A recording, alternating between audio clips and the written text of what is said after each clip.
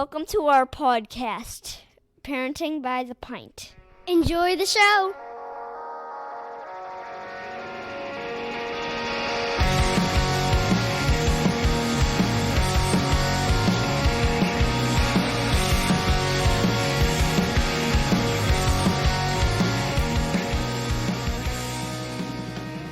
Greetings, Minivan Mafia.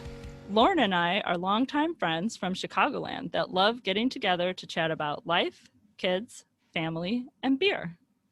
Each week, we'll feature a brewery and sample at least 2 of their beers. We'll also discuss a variety of topics ranging from parenting, pop culture, travel, marriage, and just about anything else that comes to mind. Hey, everyone. Here we go again. Hi, Lauren. Hey, Care. Hey. So we're going to kind of go along the same vein that we went on in a previous episode where you interviewed me about films. Mm-hmm. Yeah. And we're kind of mimicking another podcast called Films to be Buried with Brett Goldstein. And tonight, whenever you're listening, I always say tonight, but whenever you are listening to this, I'm going to be interviewing Lauren. Yes.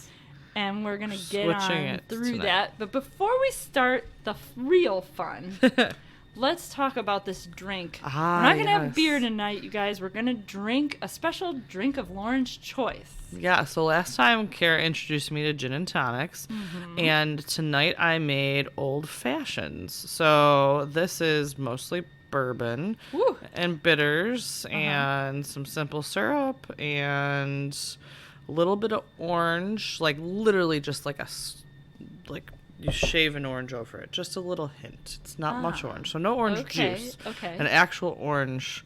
And then the good cherries, the Luzardo cherries. Luxardo. You gotta have them. My husband one time asked me permission to buy these cherries, and I didn't know what they were at the time. This was years ago.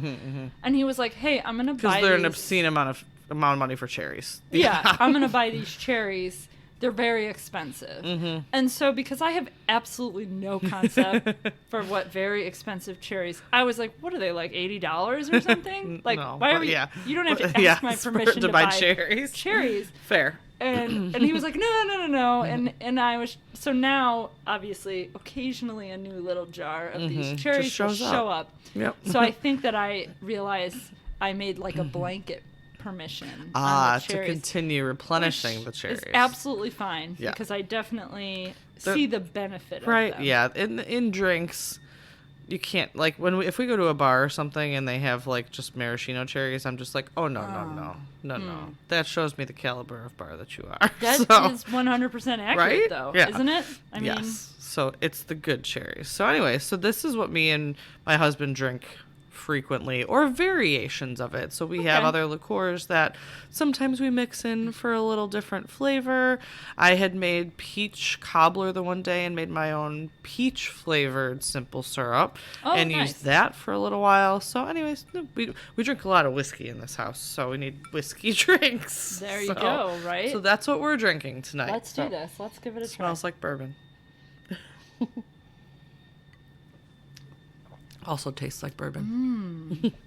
Ooh, though, this is good. Right? It's smooth. All these flavors that you combined really smooth out the... Right? I don't even want to use the word harshness of bourbon. Sure, but the little shock burn, that you initially get from something like bourbon is very mellowed out by all these amazing flavors that are really mixed together like here. A lot of people that drink bourbon like just drink it straight, or they drink it neat. And to me, it's fine. Like I will sample them, but like I enjoy the flavor with a drink because it gives you the different. Like we've got a ton of whiskeys, and I'm sure I would get totally yelled at for all of the high-end whiskeys that I mix. But you know what? It's my whiskey. I don't care.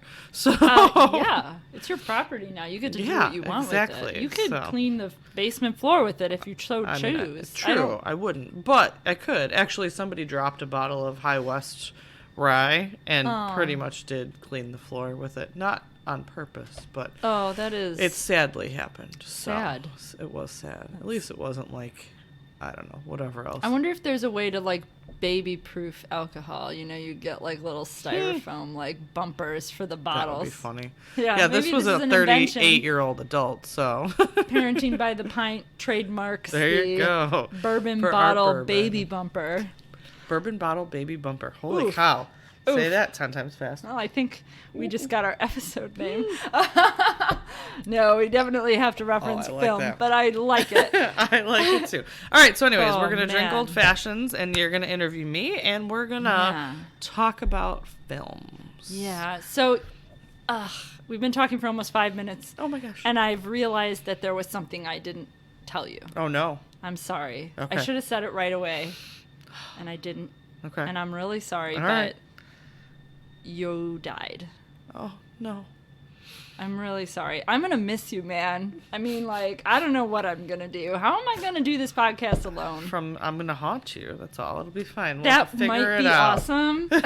Would you sit with me while I drink? Yeah. Oh, Yeah. All right. Thank Okay, you. I died. so That's I'm so tragic. sorry, but you have died. Okay. And I'm going to have to ask you, how did you die?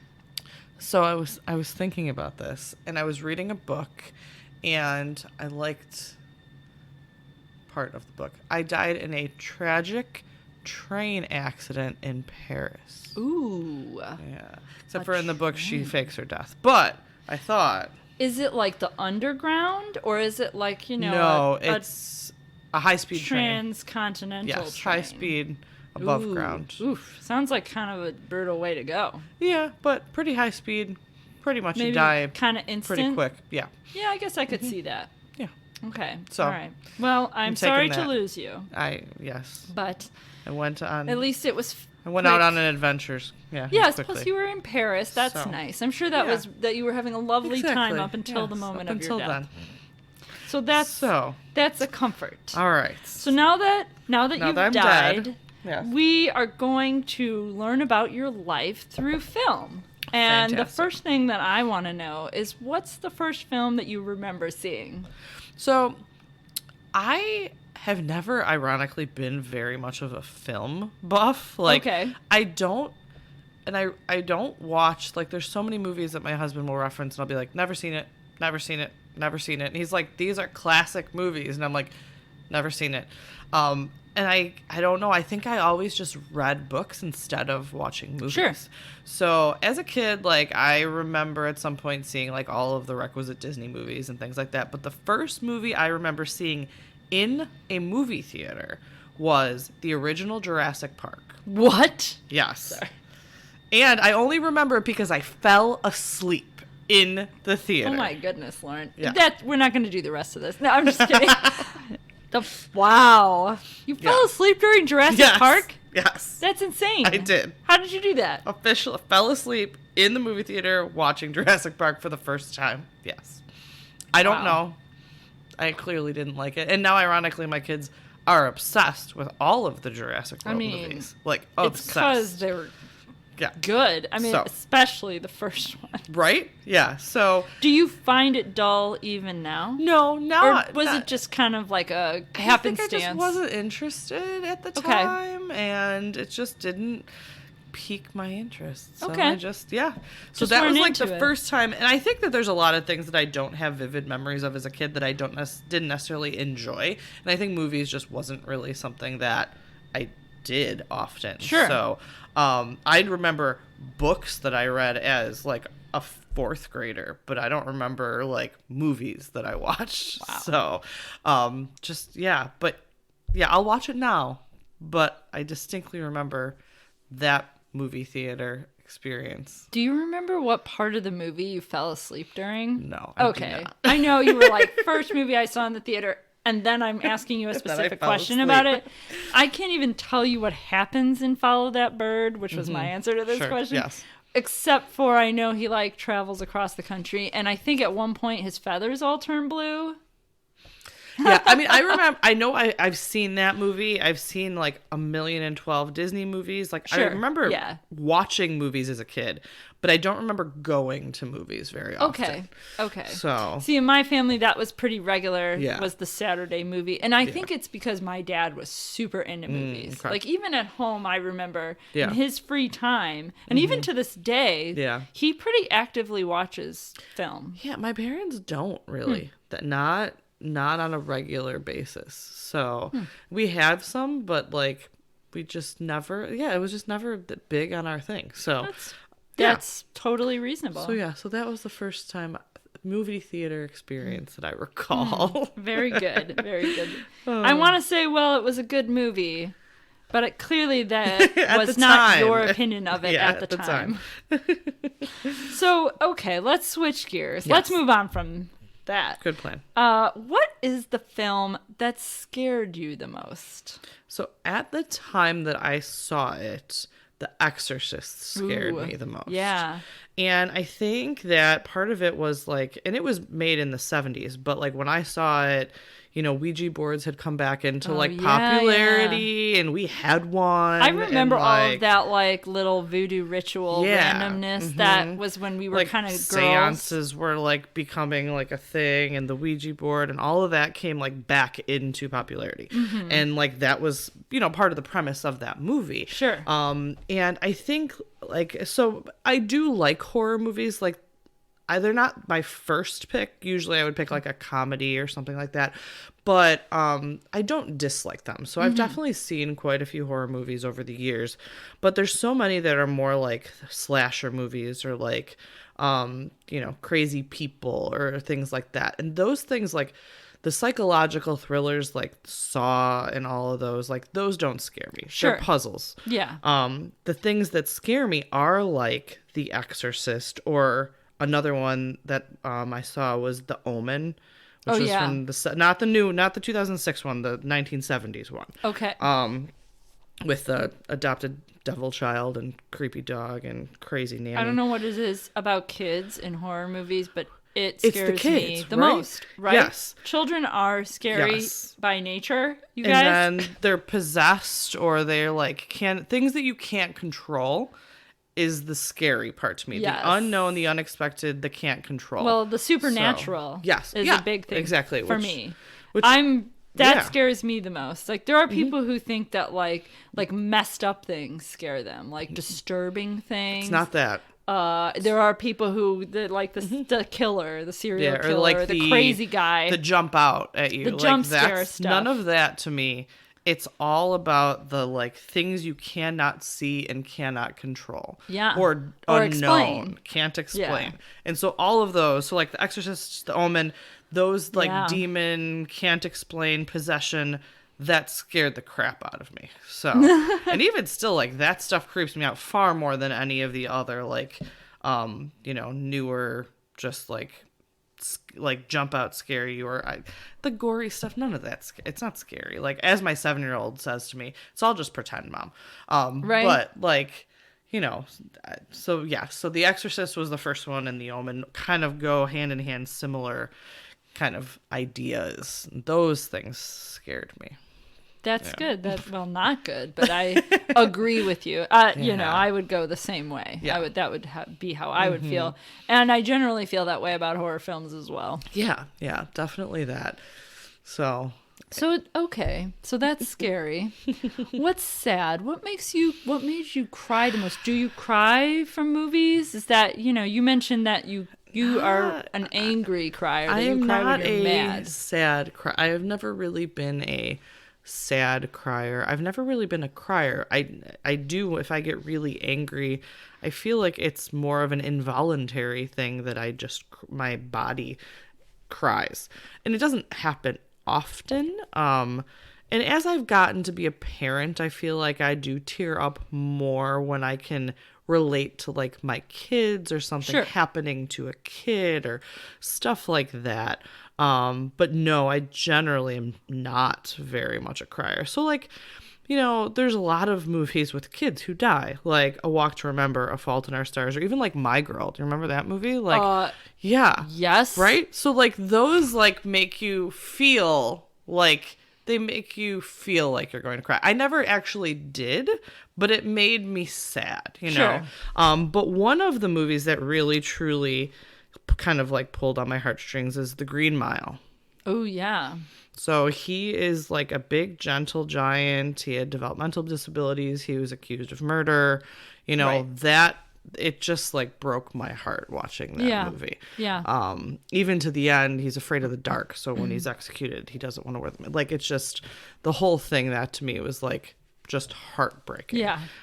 So that would be a sad one. Now, this is, you know, silly, but I didn't particularly like Armageddon, and I don't particularly like Aerosmith. But whenever that damn song comes on from that movie, like, something just triggers to be sad, because I like recall, you know, whatever is Bruce Willis is going to sacrifice himself for whatever, and then the song comes on, and I'm like, it wasn't even that great of a movie, and I don't even really like the song. Yeah. But when you put it together, it's just like, music is such a trigger for I mean, I guess that's I mean, you said you didn't like the film, but like I guess didn't that's dislike what it. It was okay.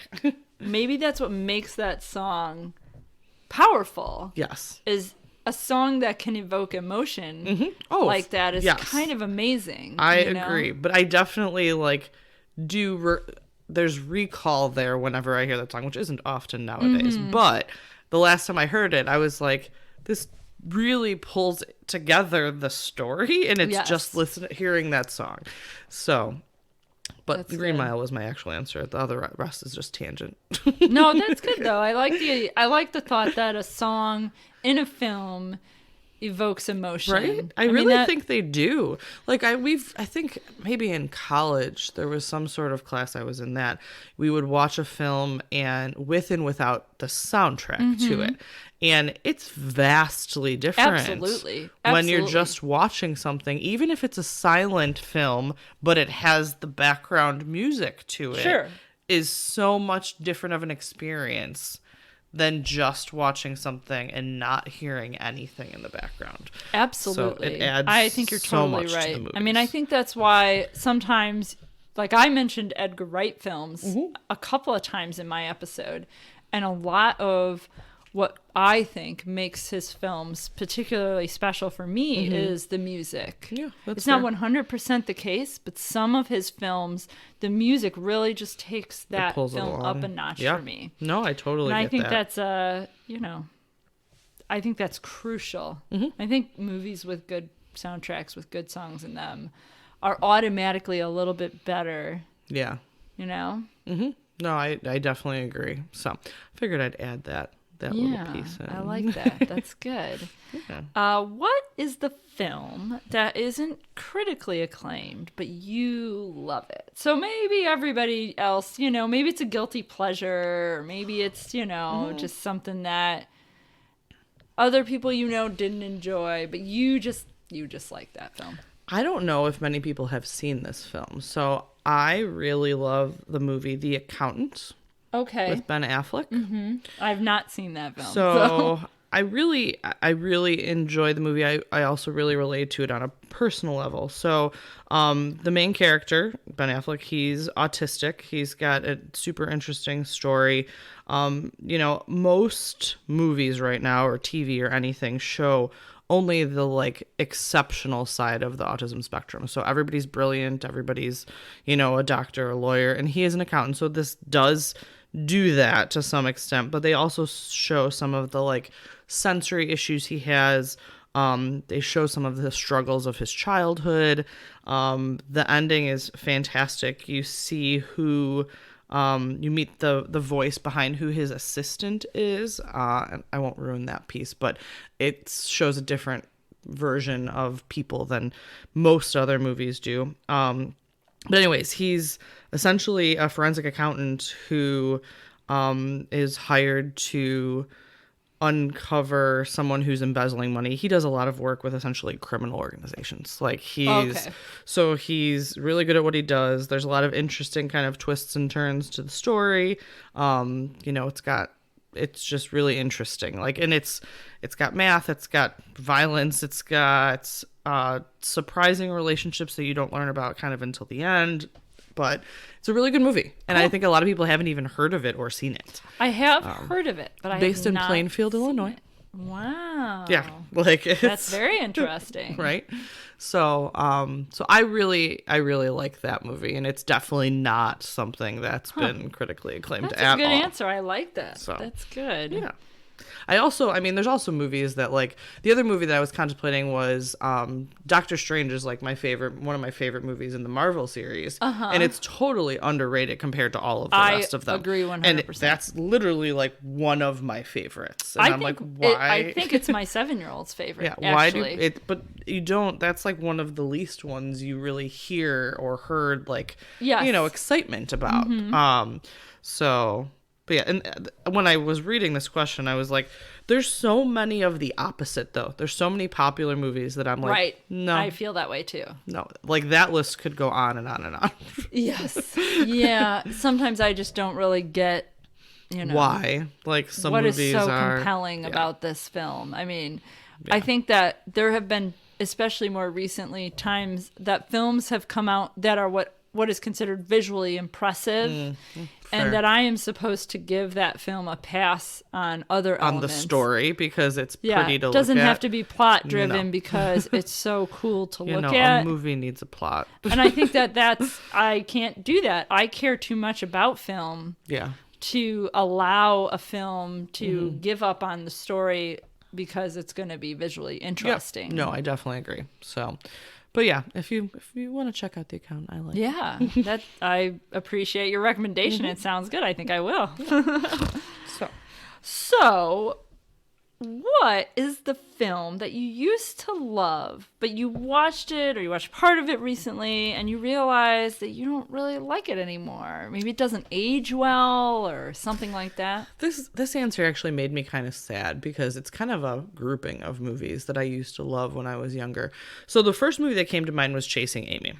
So it's a Kevin Smith movie. Actually also has Ben Affleck, which I wasn't thinking about at the time. You have a Ben Affleck thing. Right? Yeah, apparently. That's Who so knew? Cool. If you mention Batman later, I'm going to be really excited. I mean, I was, no, it's not. But I do like him as Batman, though. Moving on. I also do. I really like him as Batman. I know this is a weird tangent, but I actually watched the Zack Snyder Justice League. Yeah. Which it took me 3 days to watch it because it's so long. And I can only handle so many slow walk power ballads before my brain shuts off. And, there's so many superheroes in that. So even Lois Lane gets a slow walk power ballad in that movie. Yikes. So it takes a while to watch it. Fair. But I'm watching it and I'm thinking about Ben Affleck and I'm just like, dude's a pretty good Batman. He's an older Batman, of course. But I really like him as Batman, actually. He's got the really dry, really serious thing going on. He's got the kind of vibe for it. Plus he's like a classically attractive man, so you'd believe that he would be like this wealthy you could totally businessman type. You could totally see him in that role. Yeah. No, I like him. But anyways, back to other Ben Affleck movies. Glad to see that Ben Affleck is turning up a little bit here, even if it's in your I don't like it anymore. It actually was on TV the other day. My husband had it on, and I sat down, and I was like, instead of really enjoying it, it just made me cringy. Oh no, and there's a lot of scenes about lesbianism and things, and very just at the time it was edgy, and now I just feel like it's super misinformed and also back then I was like, oh, Holden's an asshole. And now I'm like, they're both jerks. Everything about this movie is exactly what you should not do in any relationship ever. So it wasn't that it was bad. It was just it just kind of made me cringe. And I feel like I might feel similarly to a lot of Kevin Smith movies now that I'm older, like Jay and Silent Bob and Clerks. And Dogma, all of them, I kind of feel like at the time, in the age we were and kind of in the environment we were in, they were super in, and they were edgy, and they were cool, and everybody loved them. And now I'm looking back, and I'm like, they just didn't age well, I think. As I've aged, they didn't age well. And I think that, for example, if you're talking about movies that we watched in our, teenage and young adult years, that at that time, what you found funny and entertaining is totally different than as a much more mature adult. Yes. I mean, we're not just 25 or 30. Yeah, we're old. old. We're getting to the 40s here soon. So, like, what we find funny or entertaining, or even what matters to us in our lives. I mean, our values in general. Mallrats. Oh, is yeah, about Mallrats. I forgot breaking about that up one. and getting back together with your girlfriend. And it's just not something that we would take very seriously because, man, what are they, high school kids? Yeah. And who hangs out at the mall? And you're sort of just like, sometimes you just break up with your boyfriend in high school. Is that serious? Move on. Yeah. Like, and at the time when you're in high school, it's totally serious. Right. But we're not in that period of our lives anymore. Yeah. So it was just interesting to kind of look back on, like, I really liked these movies. And now I can't relate to them anymore. So they're not as enjoyable to watch. Sure. So it's not that they're bad per se. They're just not something that I can really find as much enjoyment as I did when I was younger. Yeah. Especially if you think back to how much you probably felt like you liked those films at the time. Me and Brandon watched all of them. Like, and there's still some things that we'll quote from them. Not a ton, but like, again, it's just, I think that time in our lives is very different. So those are a group of movies that I really enjoyed and we watched regularly. And now they're not something that I really would pick to watch anymore. Yeah. So, yeah. That sounds good. That's a good answer as well. I think that makes total sense. Yeah. I think saying that films don't age well is unfortunately a very common issue that a lot of films have. And I think it comes up maybe slightly more often with like action films where they started using CGI and stuff like that. And you can kind of see some of the evidence of that. But there's still some great old movies that like didn't have anything that you can look back and be like, this was amazing for the time, you know, like, agreed. So there's some that are, still good. And then there's some that not so much. So, but yeah, that happens. There was another movie. I never liked this movie. So Gone with the Wind, my mother-in-law, it's like her favorite movie on the planet. Mm-hmm. And I've never liked it. But also that movie right now is like, I mean, how could you be any more sexist, prejudiced, racist, like, of all things? Like, right? Yeah. And not that you should ban it, but, like, you should also recognize when you're watching it, like, these are not values that you should continue to, like. So I was a little bit older when I saw that movie, and she loved it. And she's of the generation that, like, doesn't probably recognize that there's anything wrong with that way of thinking. And we are of the age that we really are like, no, we are independent women that, like, so that movie was like, when I read the question, I was like, well, I never liked it, so I can't count it. But right, you didn't used to like that movie, and now you don't like it. It doesn't count, but also doesn't age well. But anyways, all right, let's continue on. Yeah, that's a very good point, though, and I think that time plays a big factor, and even films that were considered great at the time, for sure. Yeah. So. Okay, so what is the film that means the most to you? Not because the film itself is any good, but because of the experience around that film. So I don't know about meaning the most of everything, but again, movies aren't like, we didn't surround a lot of experiences around movies. But one that sticks out to me is The Spy Who Shagged Me. Yes. Is that the second Austin Powers movie? I have no idea. It came out in 1999. Okay. So it was Brandon and I's first date ever. Oh, yeah. That's a good moment in time to have a movie. So why that movie, I don't even know. It was funny. It wasn't great. It wasn't bad. It was fine. But that was our very first official date ever. So, wow. I like that, though. That's a good thing to have, memorialized in film. Right? Like, I feel like we should watch it. Like, we've been together so it was 1999 and it's 2021. So we've been together for a long freaking time. But I feel like one of our anniversaries, we should like put it in and watch it. I am very worried about how that will go. I'm afraid that you will be just like, this is ridiculous. No, I think we need to do it. But I don't think it'll make you question your relationship. No. It'll just make you wonder why you thought it was a good idea. Question our taste. But so that one did have some significance in my life in terms of I recall that because of that experience. You know, I have to say this because it just shot out into my brain when you said it earlier, and I deeply regret not saying it for this answer when we talked, because to be honest, it is probably much more significant to me over time than my answer, which was going to Marvel movies with my friend, was the thing that I have experience around. Sure, yeah. But you mentioned My Girl earlier as something sad or potentially sad. Sure, yes. But that makes people cry. Yeah.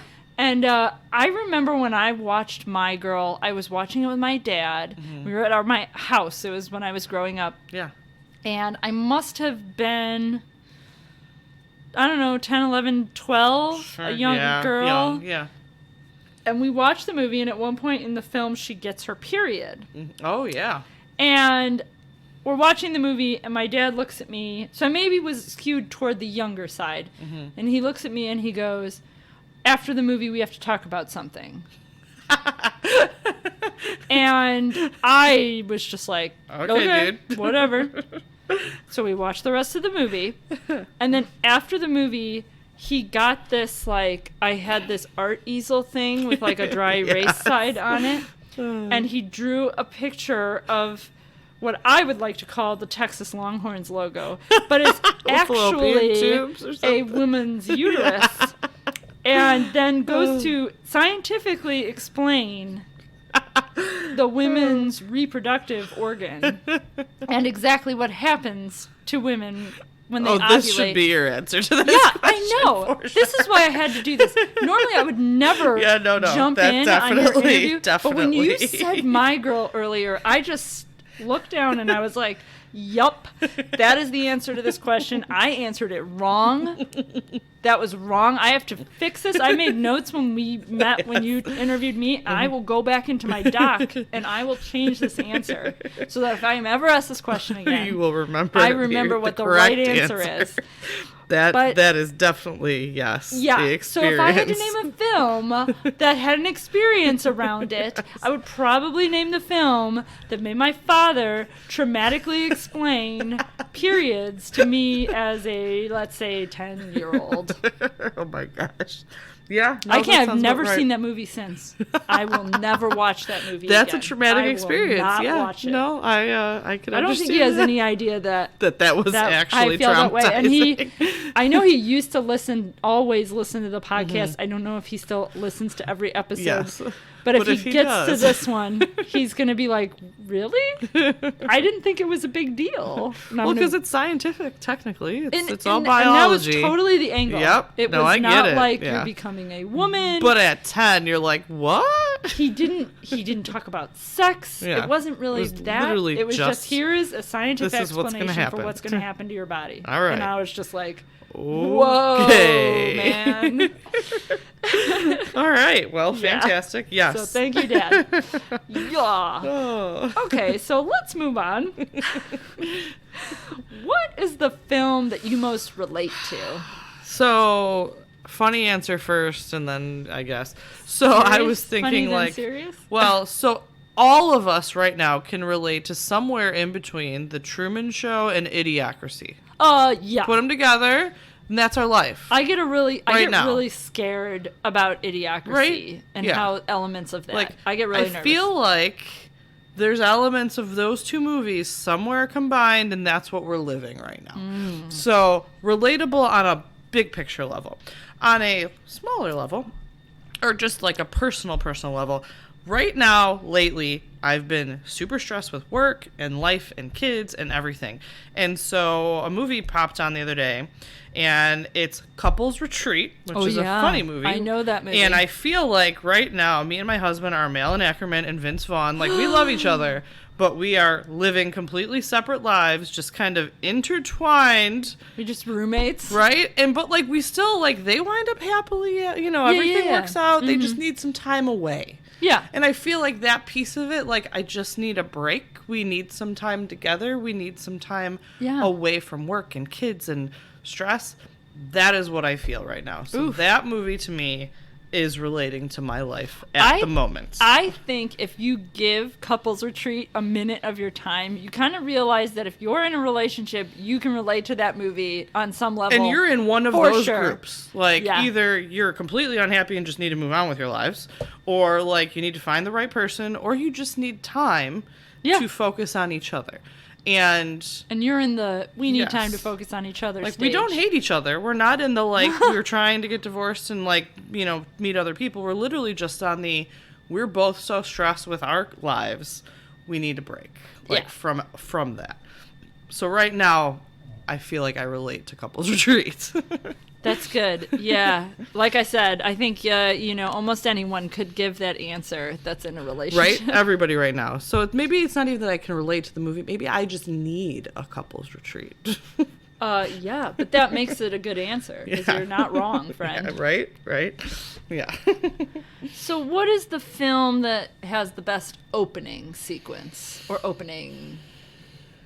So I feel like I could answer like a million of movies to some of these. So I have to like I feel that way about this question too. So one of my favorites was one of your favorite movies in Goodfellas. The beginning of Goodfellas where Ray Liotta's like driving the car down the dark alley and you hear a thump from the trunk and he's like, I always wanted to be a gangster or whatever, something to that effect. Right. And like that to me is such a great opening to like the rest of the movie. Yes, that's good. That's good. So I like that one. A movie that I don't know if a lot of people have seen, Memento. Have you seen Memento? Yes. So the beginning of that where like it's a Polaroid picture but it's going backwards in terms like it's just super cinematic and cool and like he has retrograde amnesia and so like it goes with the story but it's just a cool visual.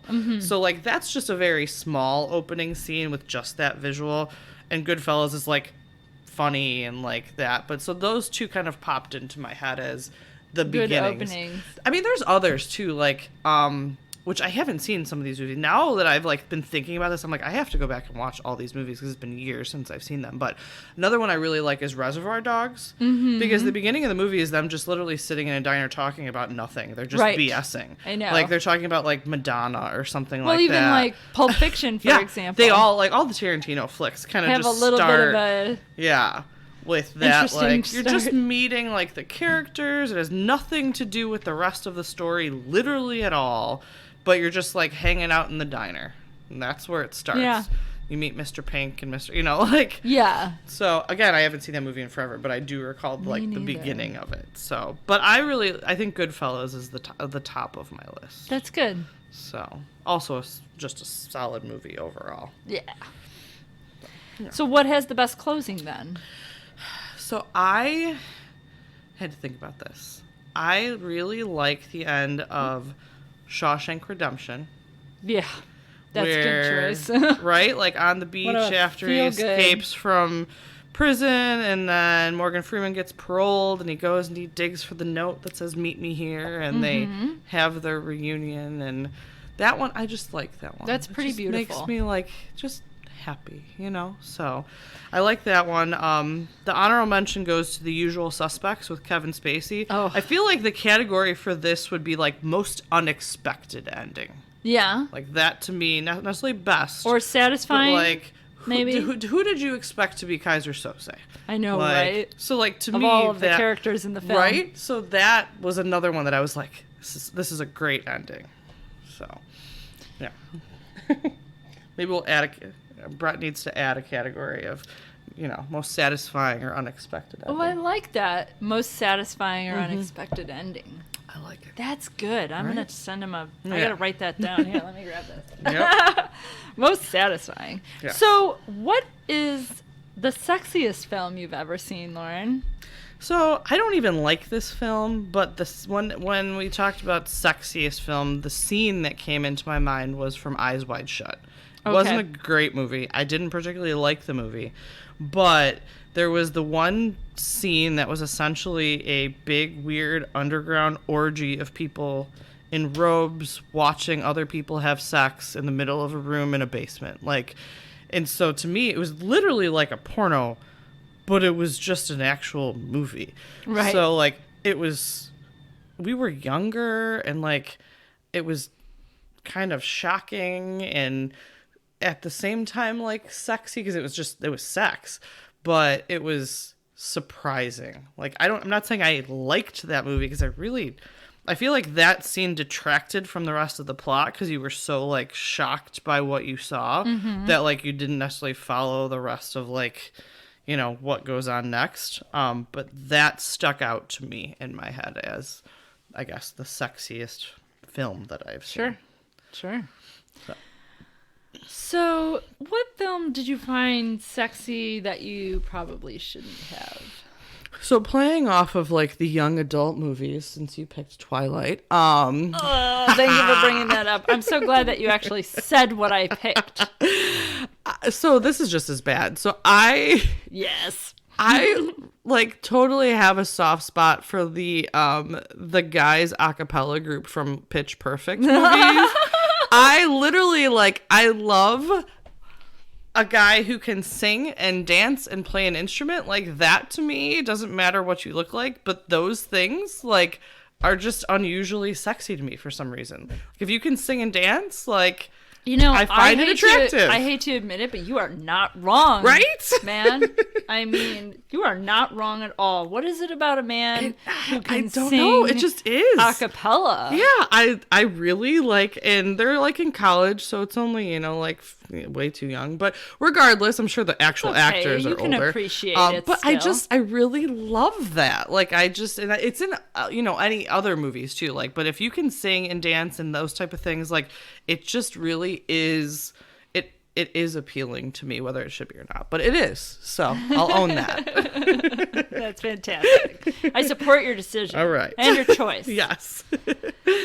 So what is objectively the greatest film of all time? You already said Goodfellas for something else, so I'm afraid you're going to have to pick something else. I'm going to go with Schindler's List. Ooh, wow. That is a serious choice. It is, but it's just an incredible movie. I mean, even just the title is literally just the list of the over 1,000 people he saved, like, you know, from concentration camps. Like, it's just a crazy, really good, like, it's just a good movie. Like, even the end of the movie, like, you just get a feel like they showed like how many even descendants of the people he saved. And like, you know, I think it's been years since I've seen it, so I'm not remembering all of the details correctly, I'm sure. But, you know, it's sad. Like he flees even after Hitler loses the war, because he feels like he couldn't do enough. And, you know, all of the Jews that he saved are like, you're not a criminal in our eyes. But so him and his wife flee. And at the end of the movie, they're all putting flowers on his grave. Like, it's just a very moving film to me. So absolutely. That's what my pick for, arguably. Objectively the greatest. I think a lot of people would agree with that. I feel like other people could still support. I feel like you can't really just pick one. Like, there's so many films, but it's got to be in the top. Like, absolutely, for most people. And I think you're right. I mean, objectively greatest. There isn't really one right answer to that question. No, definitely not. Because there's so many elements that go into a fantastic film. Yes. And nothing has all of them. No. Nothing has every single element, except for Goodfellas.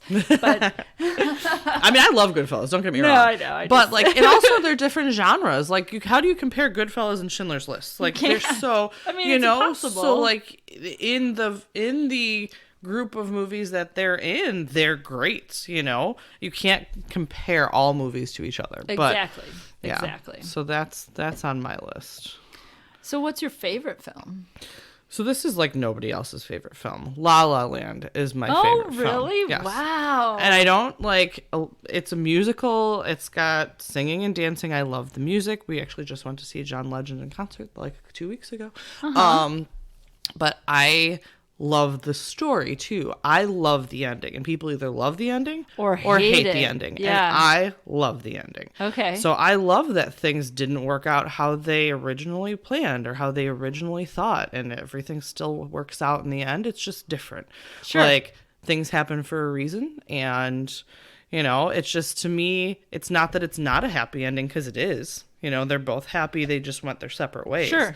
Yeah. So I really like that movie. And I watch it periodically. Like, I'll put it in. If I'm doing something else, I'll definitely just sit and I'll put that movie in. Sure. So, but it's definitely one of my favorite movies. Cool. Yeah. That's good. So. But you're totally right about the ending. People People love it and people hate it. Yeah. 100%. And I know that. Like, other people, when it first came out, they're like, I hated that movie. And I'm like, I actually loved that movie. So, we can agree to disagree. Right? But I don't agree with you. You're wrong. Yeah. We disagree, but it's because you're wrong and I'm right. Yeah, pretty much. That's what I'm telling you right now. Yes. So what film have you or could you watch the most over and over again? So I took these as kind of two separate questions. So, like, as a child, I totally watched a movie that I shouldn't have been watching as a child over and over and over again. Like, I've seen Dirty Dancing probably like 3,072 times. As a child? Yeah. I mean, it came out when we were young. Like, I watched that for, like, sleepovers with, like, my cousin. Like, we would watch it all the time. I mean, it's got schmishmortion in it. It's got all kinds of things in it. Like, it's not an appropriate movie for a kid. No, that's just one of the things in it. I have 2 copies of it, and 3. I have one VHS still somewhere in my crawl space, and it on DVD when it finally came out. Like, my mom bought it for me or something when DVDs became a thing, but I think I still have the VHS tape of that somewhere. Nice. Yeah, so I watched that way too much, and it was definitely inappropriate.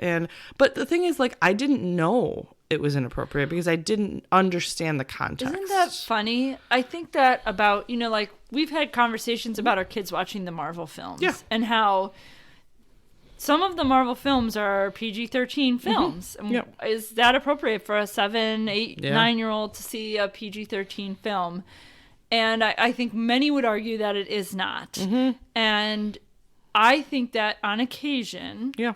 you watch a film when you're young, or you show somebody young a film, and some of the things that maybe they're not emotionally prepared for, they don't really They go over their notice. head. Yeah, that's exactly, like, I didn't realize most of the plot lines in that movie till I was much older. I just like that they took dance lessons and they sang and they were at some resort and they carried watermelons and, like, And they fell in love. Yeah, and they played in the water and, like, I didn't realize the major, like, actual significant issues that were in the movie until I knew that those issues even existed. So when I was younger, it was just a movie. Like, it was literally just singing and dancing and having fun on vacation. So just very, very different. So that's a movie when I was younger. Again, maybe a different category. What movie should you not have watched as a child? But that was something. What movie should you not have seen so many times? But that was a movie that I watched over and over and over again. What movies nowadays, like, I just mostly watch children's movies or whatever movies my children are willing to watch. And I know you've brought this movie up before, but Into the Spider-Verse I could watch, like, every day. I don't care. Like, I've probably watched it 1,000 times and I could continue watching it, like, a million times daily. Great story, really enjoy it. Fantastic, like, visually, the soundtrack's great, like, everything about it I just enjoy. Totally checks all the boxes. Absolutely. That's currently something that I could watch over and over again with no complaints at all. So I 100% agree. And it was definitely on the short list for me for that question. I think I actually have to replace the DVD that we have because it's scratched so much from playing it over and over again. Oh my goodness, that's fantastic. So so I need to work on that. So what's the worst film you've ever seen? You stole Summer of Sam from me. So well, it's a good choice. so Biodome. Do you remember Biodome? Oh, I remember it. Yes. Yeah. Worst movie ever. Like, not good. Horrible movie. Yeah. Literally, it was supposed to be a comedy. It wasn't funny. It's not funny. It wasn't anything. It was 2 loser guys, Pauly Shore, I don't even know what he's doing nowadays. But, like, they went to look for a bathroom and get stuck in a dome. Like, it's just the whole plot line and the conversation and, like, it's not good. It's not. Like, I think that films that try to convince you of some sort of event and do a bad job of doing that make it really hard for you to enjoy it. So, like, you just can't get on board with this premise. At all. And they just also, like, I feel like sometimes the characters are hard to, like often you want to, like, root for a character, Yeah. And, like, sometimes it's just, like, if you don't have that connection to what you're watching, and the dialogue is dumb, like, it's just Right. like, there needs to be a redeeming quality. And like, if you're missing one of these things, fine, but if you're missing all of these things, there's no coming back from that. Like, Absolutely. And it's not funny enough to carry the film. right. It's not like their stand has up to be is something. good enough to like, to make it enjoyable. It's not like Son-in-Law. Remember Son-in-Law? Yes, That I movie do. Yeah. is great. Yeah, it it's wasn't funny. The story is good. Yeah, but it's also comedy. Like, you're laughing, you know? And Biodome wasn't. I hate Dumb and Dumber, which a lot of people love. I can't stand that freaking movie. Not really, I can't do it. Like, it annoys the crap out of me. But so many people like it. I'm just not one. But Biodome was just bad. Just overall, it was just bad. So, that was my pick. That's not a terrible choice for a terrible question. It's definitely not a good movie. So, what's the funniest movie you've ever seen? Again, you stole my answer. So Super Troopers, which I'm going to repeat because it is the funniest movie. Yeah, Like, I know, just it's okay. hands down. I have no problem with that. And then I was thinking Office Space, which I really like. And it was good. But then I thought back to, like, what movies did I really, like, kind of crack up? And one came to mind that's old. And I don't know if most people have seen it. And it's Analyze This. Yes. Billy Crystal and Robert De Niro as the psychiatrist and mob boss. Yes. That movie cracked me up. Like, I laughed the whole time. So I really enjoyed that movie. It was such a funny movie. And it wasn't like slapstick comedy. It was just funny, and their relationship was funny. And I love Billy Crystal, first of all. Like, he just makes me laugh anyways. And Robert De Niro, who's sometimes supposed to not be funny, is funny all the time. Like, that. So that combination to me is just like, it's perfect. So I that was one of the funniest movies that I think people totally forgot about, and I did. I mean, so thank you for resurrecting that. That is just great movie. I gotta write that down so that I can remember to watch it again. I was going through these and I'm like literally thinking like there's like a whole list of like honorable mention movies that I'm like, I haven't seen that movie in 15 years. I need to watch that again. Right? Like, so, but yeah, actually the funniest film question was something that I really struggled with, like telling myself I don't want to forget to name the funniest movie I've ever seen, because even if it isn't the most memorable film, like for me, Super Troopers would be memorably funny. Exactly. It is memorably funny. It was a group. It was another experience. But I'm sure there's another movie, because Brianna and I were literally just saying, like, we watched a movie somewhat recently and couldn't stop laughing. And the fact that neither of us remember what that movie title was just shows that we need a couples retreat. But like, so it's going to come to me at some point. But until then, Robert De Niro, Billy Crystal. That's what I'm going with. I think that's a good call. Yeah. All right. So here we go. We're coming up on the end. We've learned a lot about you. We've walked through my wake. Yeah. We're getting ready to put you in the ground. Mm-hmm. And, I'm standing next to your coffin. Mm-hmm. And, you got killed in a train accident. So, like, it's pretty messed up what's happening here. There's just, like, parts in there. Probably just an urn. We'll just put an urn somewhere. Yeah, well, in that respect, I mean, then what I'm about to say becomes even more challenging. There's no room for anything for you to take with you, and if you're going to go to the other side here, and you get to bring one movie, one DVD with you. And when you get to the other side, every night is movie night, and one night it's your turn to share a film. What are we sharing? What are you going to share with everybody else that's there with you? Yet another movie that I'm not sure if people have seen. Secondhand Lions. Secondhand Robert Lions. Robert Duvall, Michael Caine. Old movie. Older. Not old. Like when we were, teenagers probably. Okay. They actually die in a plane crash, but they're flying the plane and they run into their barn. So, appropriate, I feel like.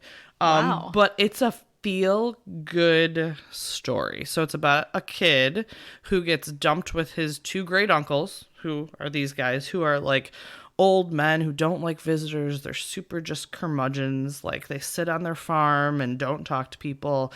And the whole movie is just like the kid getting them to like open up and be alive, and them teaching the kid all about life lessons and telling stories of when they were younger, and all these like far-fetched stories about being in Egypt and going on all these adventures and like all these crazy things. And so like the kid is very timid and shy and doesn't like, when he gets there, he like doesn't talk much, doesn't say anything, and he like really opens up from them, and they like just become more alive. They're old men, but you know, Sure. they're flying their planes into the barn, and like now they're actually living a life.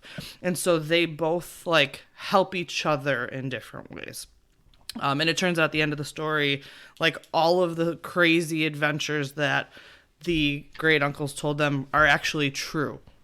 And like he learns from like a friend from the past after they pass away, like they were all true stories. And so it's like a happy ending, even though they pass away, but like they're like 90 something flying a plane, you know, like, and it's just a really feel good, Nice. really good movie. My dad used to watch it all the time.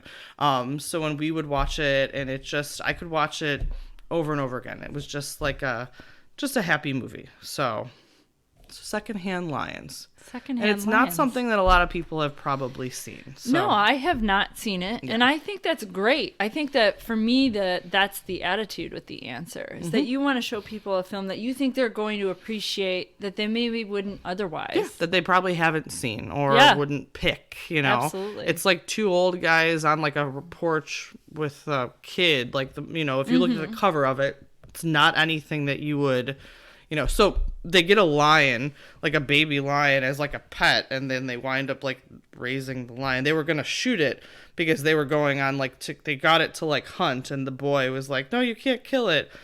So hence the lion. It's a secondhand lion. They bought it from somewhere, and I think it didn't run or something, so they couldn't use it for sport because it was broken. It's been a few years since I've seen the movie, but it's really good. He brings the little boy kind of brings life back into them, and they help him grow to be a better person. So it's just a good story. Yeah, so good. There you go. That's in my coffin.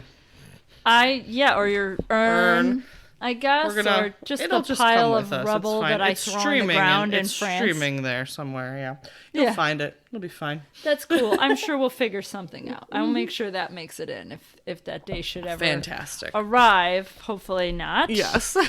Hopefully I die before you and I don't have to suffer your loss. Yeah. We, totally ironic or morbid, but like one of my best friends, we totally already know what we're doing for her funeral when she dies. I mean, she's like 38 years old, or 37, whatever.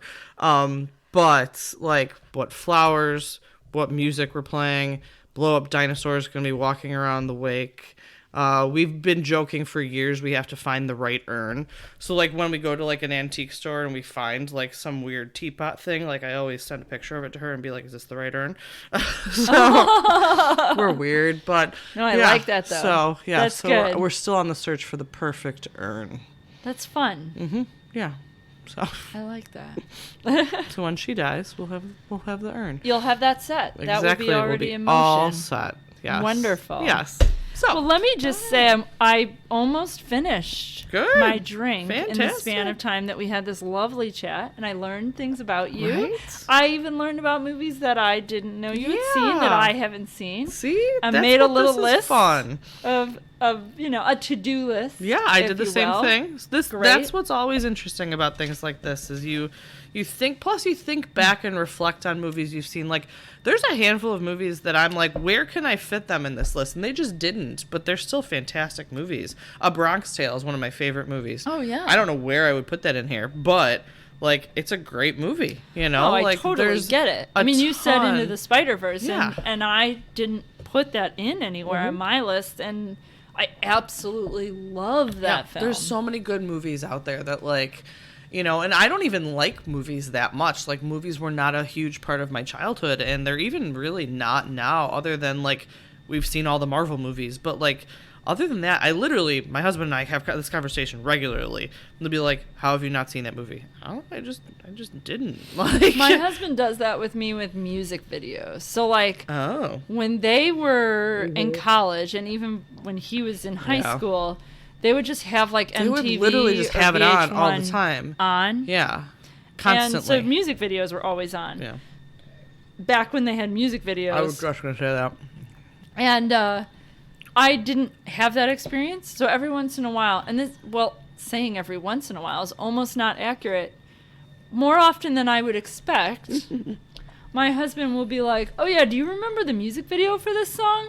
And I'm just like, nope. No, I don't. Yeah. And he'll be like, they're walking through the street and the two guys are running away from somebody, and I'm just like, still no. No. Yeah. I said I didn't. Yeah. And then what I started with when you asked the question, so I obviously, you can try to still jog no. my memory, Yeah. but I 100% know I haven't seen the video. Yeah. So. Yeah. So sorry, buddy, but no. But yeah. Yeah. So he does that with me all the time. Occasionally he does it with movies, but I think both he and I have a pretty balanced movie experience level. He's probably seen more horror flicks than me, but otherwise. Yeah. But that's the thing for him, you know? Yeah. Well, this was fun. This was great. Thank you. Yeah, and I'm glad that thanks. we got to go through our movie list together. Me too. And, we'll be back next week. Back on track. We'll be back to beer instead of hard liquor. Yeah. For now. For good and for bad, you know. I mean, hard liquor has its place in our lives. We will take a break with spirits every now and again. So. I think that's great. Yep. I think that does what I needed to do. Fantastic. All right. All right. Well, thanks for joining us, you guys. Thanks. Thanks, everyone, for listening to the latest musings from Parenting by the Pint. Be sure to find us on Facebook, Twitter, and Instagram, and make sure that you rate, review, and subscribe to us wherever you find your podcasts. Have a great week, and cheers to you all.